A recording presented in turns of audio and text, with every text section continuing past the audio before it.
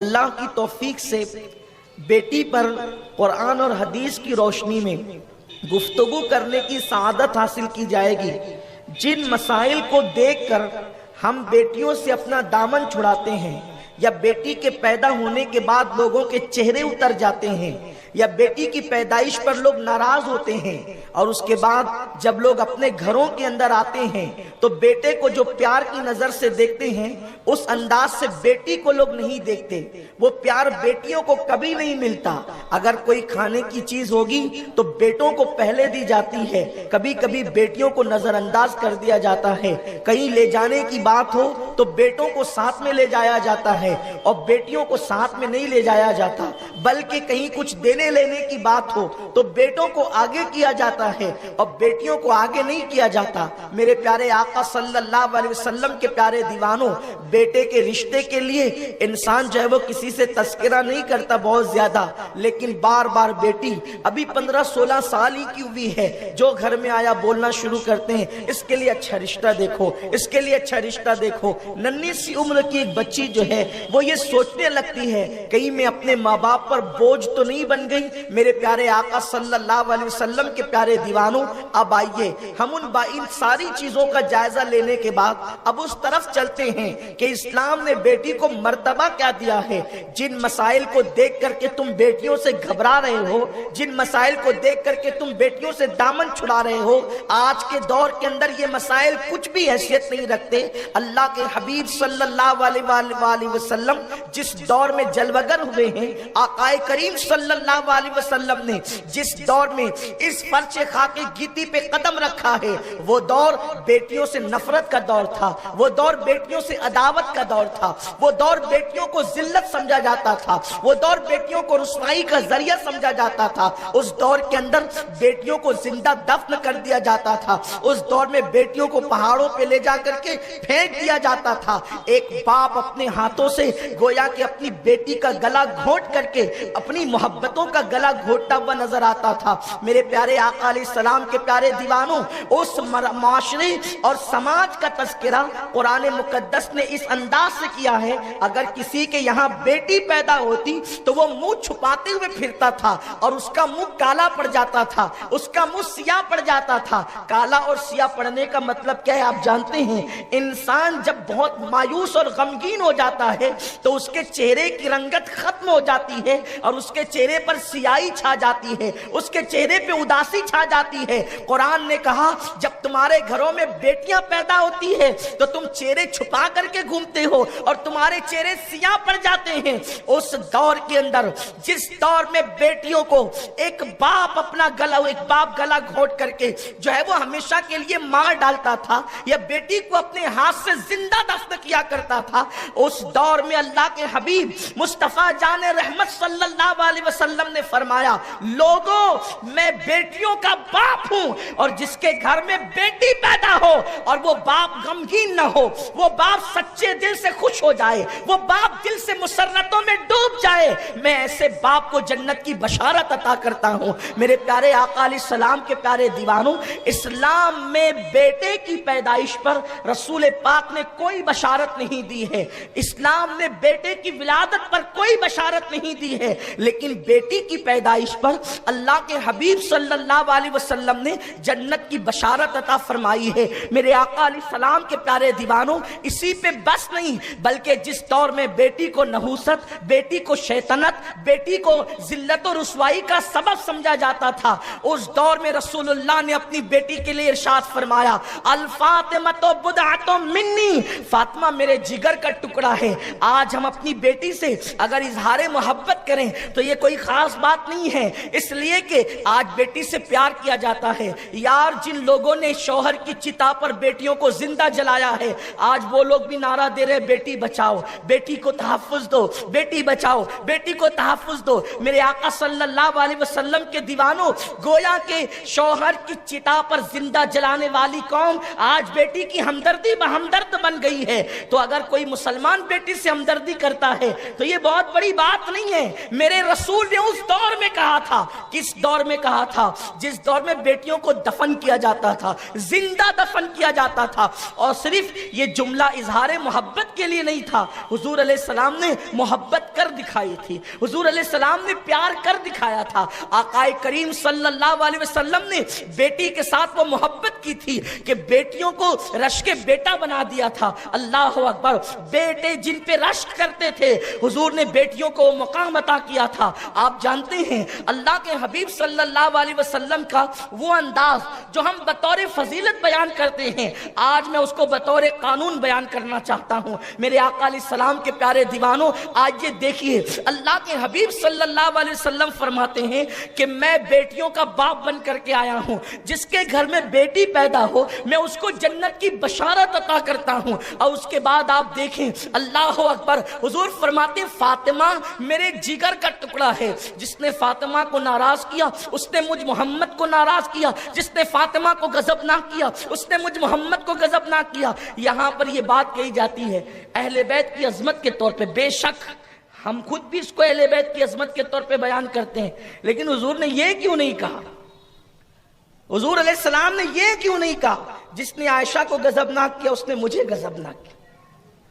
اس لیے کہ ام المومنین اما جان عائشہ صدیقہ بھی اہل بیت ہیں، اور وہ تو اصل اہل بیت ہے، اور اولاد رسول داخل اہل بیت ہے۔ یہ اہل علم کی تفصیل ہے، کیونکہ آپ اپنی بیوی کو کہتے ہیں نا میری گھر والی، اس لیے کہ وہ آپ کے گھر کے اندر رہتی ہے، تو یہ اہل بیت کا مطلب ہوتا ہے حضور کے گھر والے، ٹھیک ہے؟ تو حضور صلی اللہ علیہ وسلم کے گھر میں جو 24 گھنٹے رہتے تھے وہ عائشہ تھی امی جان، ام سلمہ تھی، حضرت میمونہ تھی، حضرت جویریہ تھی، حضرت ام حبیبہ تھی، حضرت زینب تھی، زینب بنت جہش تھی۔ اس طریقے سے حضور علیہ السلام کی ازواج مطہرات ہیں، جناب ریحانہ کو لے لیں، ماریہ قبطیہ کو لے لیں، یہ سب حضور علیہ الصلوۃ والتسلیم کی ازواج مطہرات ہیں، حضور علیہ السلام نے ان کو شرف بخشا ہے۔ لیکن سیدہ فاطمہ الزہرا 16 سال کی عمر تک حضور کے گھر میں رہی۔ انما یرید اللہ لیذھب عنکم الرجس، جب یہ آیت تطہیر نازل ہوئی اس وقت فاطمہ نبی کے گھر میں نہیں تھی، اس لیے کہ فاطمہ الزہرا تو علی کے گھر میں چلی گئی تھی، اور یہ ام المومنین ام سلمہ کے گھر میں آیت تطہیر نازل ہوئی۔ خدا کی عزت کی قسم، اہل بیت کی عظمت پر ہماری جان قربان، ہم سیدہ فاطمہ، علی مرتضیٰ، امام حسن، امام حسین اور قیامت تک کے ان کی اولاد کو اہل بیت مانتے ہیں، اور ان کی توہین کو کفر سمجھتے ہیں، ان کی توہین کو جہنمی کتوں کی نشانی سمجھتے ہیں۔ لیکن بات جو فضیلت کی ہے میں وہ بطور قانون بیان کرنے لگا ہوں، بطور قانون پڑھنے لگا ہوں۔ جس وقت آیت تطہیر نازل ہوئی اس وقت فاطمہ الزہرا نبی کے گھر میں نہیں تھی، اس وقت علی کے گھر میں تھی۔ حضور علیہ السلام پہ آیت تطہیر نازل ہوئی تو حضور نے فرمایا این فاطمہ، فاطمہ کہاں ہے؟ گھر میں نہیں تھی، وہ حاضر ہوئی، لبیک یا رسول اللہ۔ این علی، وہ حاضر ہو گئے، حسن و حسین حاضر ہو گئے۔ حضور نے چادر میں لے کے کہا اللہم ہاؤلائی اہل بیتی، اے اللہ یہ میری اہل بیت ہے۔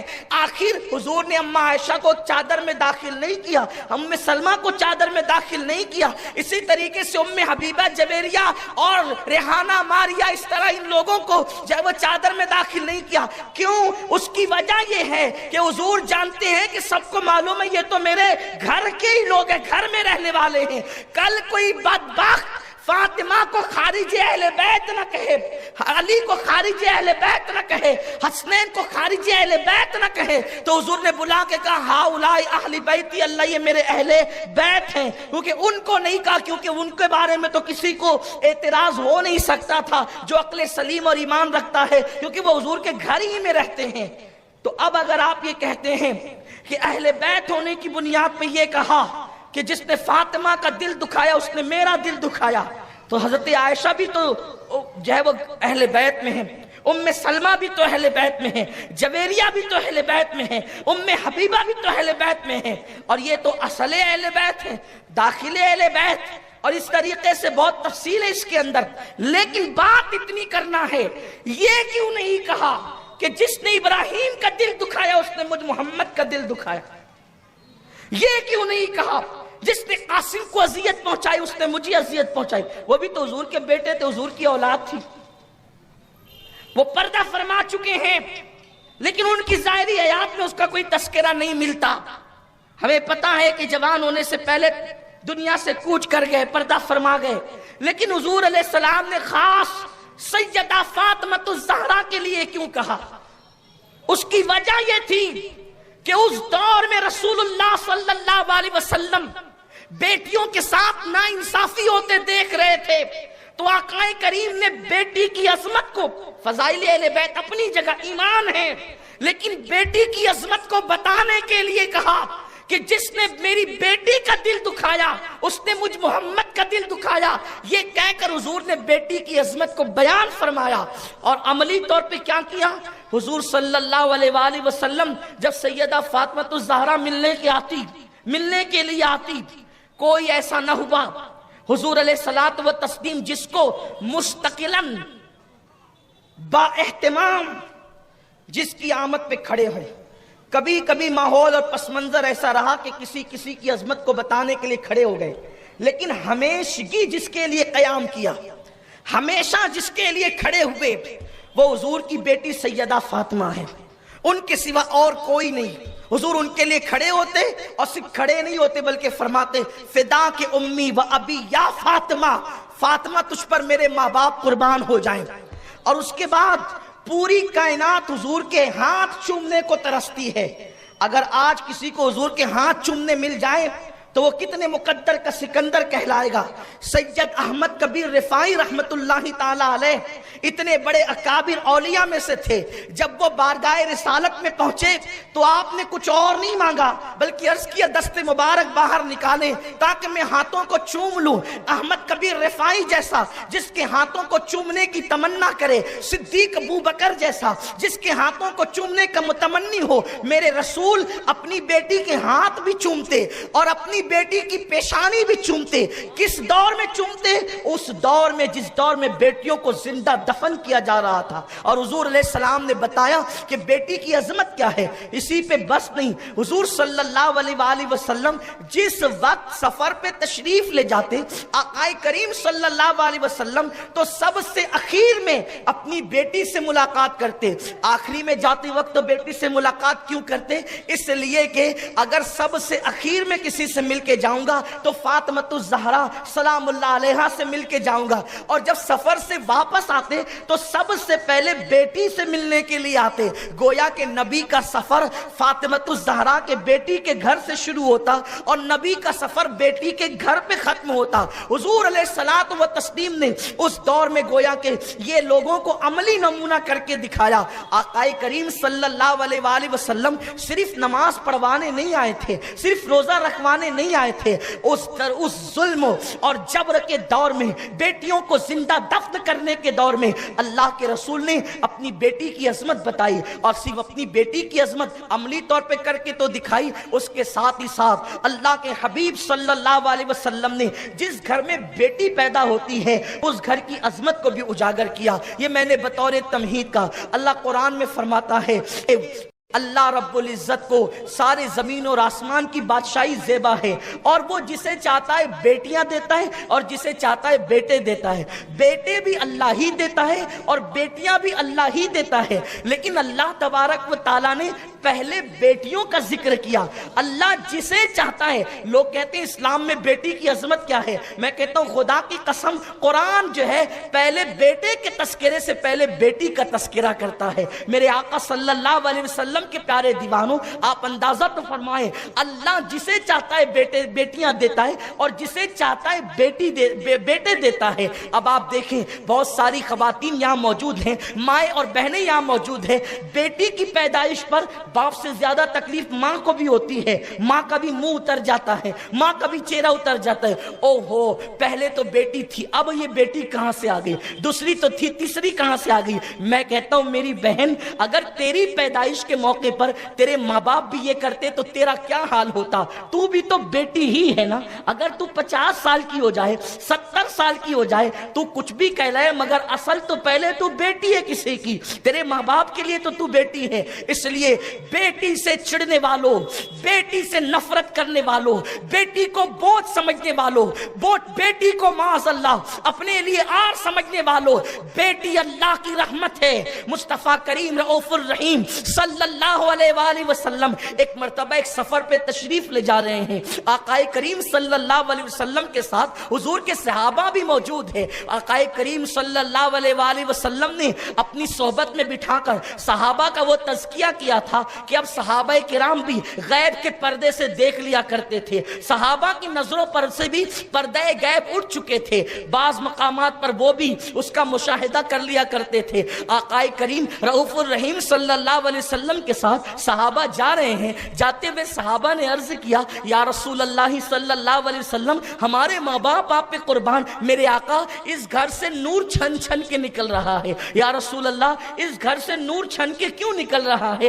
तो अल्लाह के हबीब ने फरमाया, गैबदा नबी ने फरमाया, जाके मालूम करो, या तो इस घर में किसी यतीम की परवरिश हो रही होगी, या तो इस घर में बेटी की विलादत हुई होगी। आप गौर फरमाएं, जिस घर में बेटी की विलादत होती है उस घर से अल्लाह का नूर छन करके निकलता है। आप गौर करें, ये बेटे की विलादत पर नहीं है।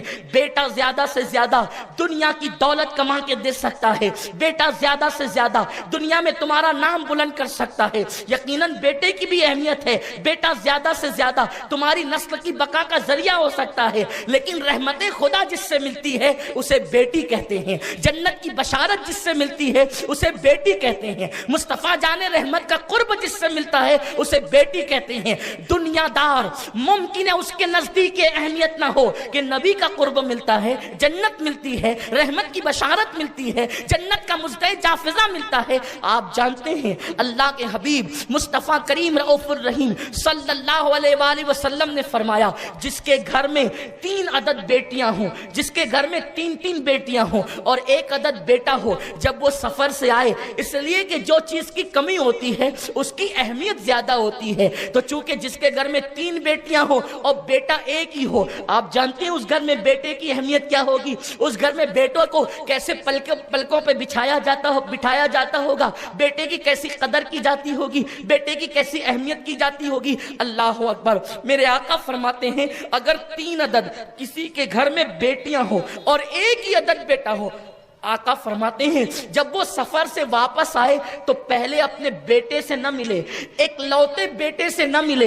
बल्कि वो 3 अदद जो बेटियां हैं पहले उन बेटियों से मुलाकात करे। ये किसने कानून दिया है? ये कानून मुस्तफा जाने रहमत ने दिया है। यानी तुम्हारे घर में जो 3 अदद बेटियां हैं, 1 अदद एक लौते बेटे से पहले मत मिलना। जब सफर से आओ तो पहले अपनी बेटियों से मिलना। और आकाए करीम सल्लल्लाहु अलैहि वसल्लम फरमाते हैं, अगर सफर में तुमने कोई तोहफा खरीदा है और तुम कोई तोहफा लाए हो तो पहले तोहफा बेटे को मत देना, बल्कि तोहफा पहले बेटियों को देना। अगरचे वो 3 हो, उनकी तादाद ज्यादा हो, अगरचे बेटा इकलौता हो, तुम जब सफर से तोहफा लेकर के आओ तो पहले बेटे को मत देना। आकाए करीम फरमाते हैं पहले बेटी को तोहफा देना। और फिर मेरे आका का फरमान सुनो, अपनी माओ और बहनों से कहता हूं, मचल जाओ, बेशुमार दुरूद और सलाम हो उस आमिना के पर जिसने बेटी को कितना बुलंद मकाम अता किया है। आकाए करीम सल्लल्लाहु अलैहि वसल्लम फरमाते हैं, जब तुम सफर से वापस आओ और तोहफा लेकर के आओ, एक लौते बेटे को पहले तोहफा मत देना, बल्कि पहले तोहफा अपनी बेटियों को देना। आका फरमाते हैं उसकी वजह यह है, अगर तुमने پہلے بیٹے کو تحفہ دیا تو بیٹیوں کا دل بڑا نازک ہوتا ہے، بیٹیوں کا دل بڑا کمزور ہوتا ہے، ان کا دل دکھ جائے گا، ان کا دل ٹوٹ جائے گا۔ اور آقا فرماتے ہیں جس نے اپنی بیٹی کا دل توڑ دیا اس نے مجھ محمد کا دل توڑ دیا۔ اب آپ مجھے بتائیں جو بیٹی کے دلوں کو تکلیف پہنچاتے ہیں، گویا کہ وہ جس رسول کا کلمہ پڑھتے ہیں اس رسول کے دل کو تکلیف پہنچاتے ہیں، اس رسول کے دل کو اذیت پہنچاتے ہیں۔ میرے پیارے آقا علیہ السلام کے پیارے دیوانوں، مجھے بتاؤ نماز پڑھنے والوں 5 وقت کی نماز پڑھتے ہو، تہجد کا بھی اہتمام کرتے ہو، قرآن کی تلاوت بھی کرتے ہو، گھروں کے اندر اسلامی ماحول ہے، لیکن مجھے بتاؤ اسلام صرف روزہ نماز حج و زکوٰۃ کا نام نہیں، کیا یہ رسول پاک کی سنت نہیں ہے کہ بیٹی کا دل دکھانے والا گویا کہ اپنے نبی کا دل دکھاتا ہے، اپنے نبی پاک کے دل کو اذیت پہنچاتا ہے۔ آقا کریم تو فرماتے ہیں پہلے بیٹے کو تحفہ مت دو، پہلے بیٹی کو تحفہ دو۔ اللہ اکبر۔ اور میرے آقا صلی اللہ علیہ وسلم نے ایک محفل میں ارشاد فرمایا جس کے گھر میں 3 بیٹیاں پیدا ہو، حضور نے شروعات کی ہے 3 بیٹیوں سے۔ آقا فرماتے ہیں جس کے گھر میں 3 عدد بیٹیاں پیدا ہو اور وہ خوشی کرے۔ خوشی کا مطلب یہ کہ دل سے، گلی والوں کو بتانے کے لیے نہیں، اندر سے جل رہے ہیں اور سامنے سے اظہار کر رہے ہیں۔ مولانا کہہ رہے تھے بیٹی پیدا ہوتی تو جلیبی تقسیم ہوتی ہے۔ مولانا یہ پہلے کی بات ہے، اب تو جلیبیاں بھی تقسیم نہیں، اب تو 3-4 دن تک کے بتایا بھی نہیں جاتا کہ پیدا کیا ہوا ہے، یہ بہت پرانی بات ہو گئی۔ اور اگر جلیبی بھی تقسیم ہوتی ہے تو اس خوف سے ہوتی ہے کہ چلو بانٹ دو ورنہ لوگ کہیں گے بیٹی اچھی نہ لگی، اس لیے نہیں کہ بیٹی کی خوشی میں، خوشی دل کی کیفیت کا نام ہے۔ جس کو اختیار نہیں ہے وہ بے اختیار اچھل پڑتی ہے اور چہرے کھل جاتے ہیں۔ وہ جو بے اختیار چہرے کھلتے ہیں نا وہ بیٹیوں کی ولادت پر اب کہاں ہے؟ اب تو جیسی بیٹی کی ولادت کی خبر سنتے تو سر چکراتا ہے، آنکھوں میں اندھیرا آتا ہے، اس کی شادی کون کرے گا، داماد کیسا ہوگا، یہ کیسا ہوگا۔ نادان، تو نے بیٹی کو جنم دیا ہے، اس کی تقدیر کو تو نے جنم نہیں دیا، تقدیر تو خدا لکھتا ہے۔ اور سن لے یہ دنیا کی مصیبت بھی ہو تو وہ 2 دن کی، ابھی میں اس کا جائزہ لوں گا، ابھی آپ کو بتاؤں گا بیٹیوں کو مصیبت ہوتی ہے تو اس پر بھی کیا ہے۔ اللہ کے حبیب صلی اللہ علیہ وسلم فرماتے ہیں 3 بیٹیاں جس کے گھر میں پیدا ہو اور وہ خوشی کرے، یعنی غم نہیں کرے، خوشی کرے۔ آقا فرماتے ہیں پھر ان کے اچھے نام رکھے، ان کی اچھی تربیت کرے، اچھے نام بھی رکھے، اچھی تربیت بھی کرے۔ بلکہ مجھے تو یہاں تک لوگوں نے بتایا کہ جس عورت کو بیٹیاں ہی پیدا ہوتی ہے شوہر اس کو دھمکی دیتا ہے کہ تجھے صرف بیٹیاں ہوتی ہے، بیٹا پیدا نہیں ہوتا، اس لیے اب کی بار بیٹی پیدا ہوئی تو طلاق دے دیں گے، اس طرح کی دھمکیاں دی جاتی ہیں۔ بلکہ جس گھر میں جس بہو کو بیٹیاں ہوتی ہے ان بہوؤں کو تانا دیا جاتا ہے تو بیٹی کی ماں ہے۔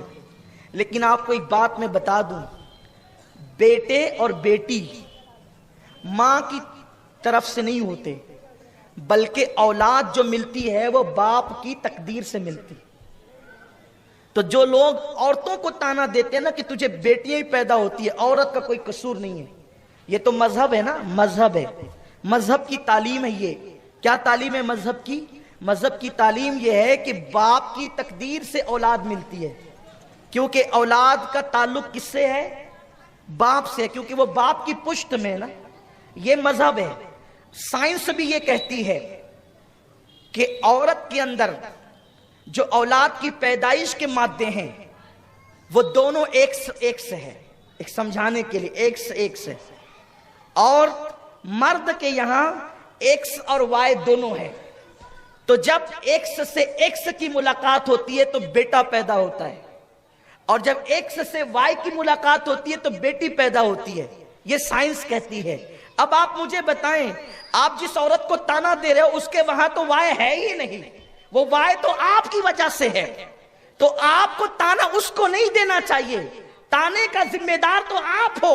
اور اگر آپ مسلمان ہیں تو آپ بھی تانے کے قابل نہیں ہیں، کیونکہ میرے اللہ نے فرمایا ہم جس کو چاہتے ہیں بیٹیاں دیتے ہیں اور جس کو چاہتے ہیں بیٹا دیتے ہیں۔ چاہت تو اس کی ہے، تانا دینے والا تو کون ہوتا ہے؟